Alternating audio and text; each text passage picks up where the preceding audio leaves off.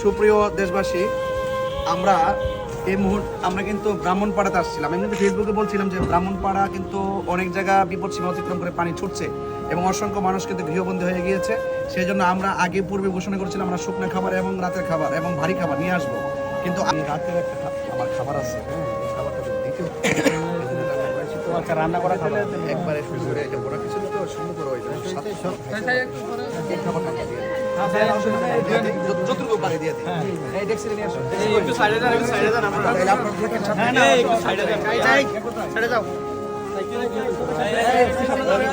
সামনে যাও পিচ আস্তে আস্তে সবাই ভিড় করেন না, আস্তে রাখো।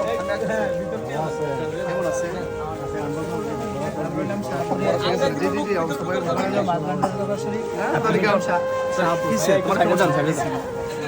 লাইভ না তো শুধু কি করে করবেন, সিট রাখতে পারে রাখো। এটা তো হয় নাকি 3 দিনের লাইট জায়গা দেখছেন কমিউনিটি সেন্টারটা শহর আছে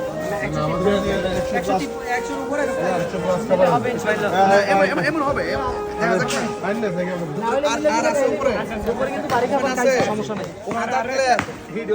এখানে সব দিয়ে দেবেন একটা আশ্রয় কেন্দ্র অন্যান্য দোকান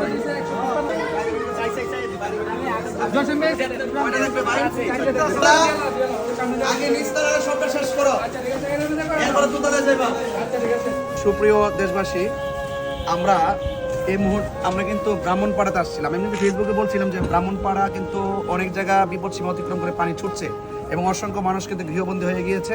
সেই জন্য আমরা আগে পূর্বে ঘোষণা করেছিলাম আমরা শুকনো খাবার এবং রাতের খাবার এবং ভারী খাবার নিয়ে আসবো।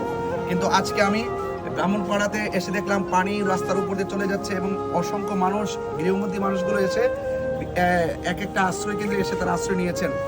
এবং আমি এখন আমরা ওই শাহবাগ উচ্চ বিদ্যালয় থেকে এখন আসছি নয়ন আধুনিক কমিউনিটি সেন্টার আলতাবালি বেবি কেয়ার একাডেমিতে। আমরা এখানে আইসা আমাদের স্যারদেরকে পাইলাম, মোহাম্মদ জসিম ভাইকে পাইলাম প্রধান শিক্ষক, এবং আরো স্যারদেরকে পাইলাম। পাওয়ার পরে আমার সুবিধা হয়েছে। আমরা কিন্তু তথ্য নিয়েছি যে কোন কোন জায়গায় আশ্রয় কেন্দ্রগুলো আছে। এখানে এসে আমরা পেয়েছি প্রায় কতজন হবে, প্রায় 200 প্লাস হবে।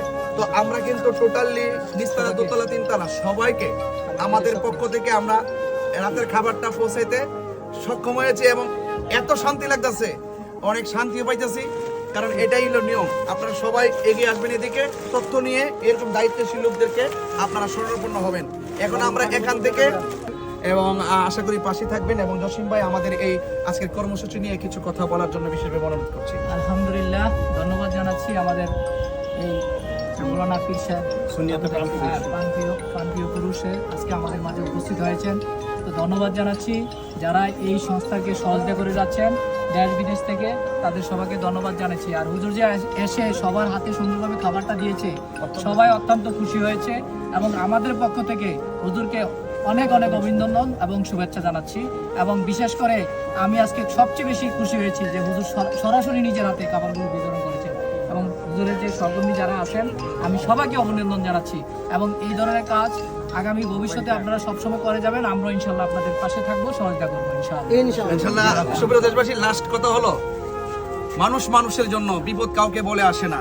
আমরা কিন্তু এই বিপদগ্রস্ত মানুষের জন্য, এই বন্যায় কবলিত মানুষের জন্য ত্রাণের পাহাড় নিয়ে আসিনি, আমরা তাদের জন্য ভালোবাসার পাহাড় নিয়ে এসেছি। সবাই যদি আমরা সক্রিয় থাকি, আশা করি সবার মুখে হাসি ফুটবে, বিপদ কেটে যাবে এবং বন্যার্ত মানুষের পাশে এভাবে এগিয়ে আসবেন। বাংলাদেশ একটি অভূতপূর্ব বাংলাদেশে পরিণত হচ্ছে। মানুষের বিপদে মানুষ এভাবে আসতে পারে, এটা আমি কখনো সচক্ষে অবলোকন করিনি। সবাই ভালো থাকবেন ইনশাল্লাহ। দাওয়াতি ইমানি মানবিক কাফেলার সাথে থাকবেন এবং আপনাদের আমানত ইনশাল্লাহ আমরা আমানতদারিতার সাথে সব জায়গায় পৌঁছে দিব এবং সকল বন্যায় বিপর্যস্ত মানুষের উপর যেন আল্লাহ পাক খাস রহমত নাজিল করে। আসলে যারা এই আশ্রয়কেন্দ্রে আসছে, একটা লোক কিন্তু অভাবী না, একটা লোকই কিন্তু অভাবী না, তারা পরিস্থিতির শিকার। এই পরিস্থিতি কিন্তু আমাদেরও আসতে পারে, এই জন্য সেই পরিস্থিতির আলোকে তাদের পাশে দাঁড়াবেন দেশ এবং প্রবাসের মানুষ। সেই আশাবাদ ব্যক্ত করে বিদায় নিচ্ছি। আসসালামু আলাইকুম ওয়া রাহমাতুল্লাহি ওয়া বারাকাতুহু।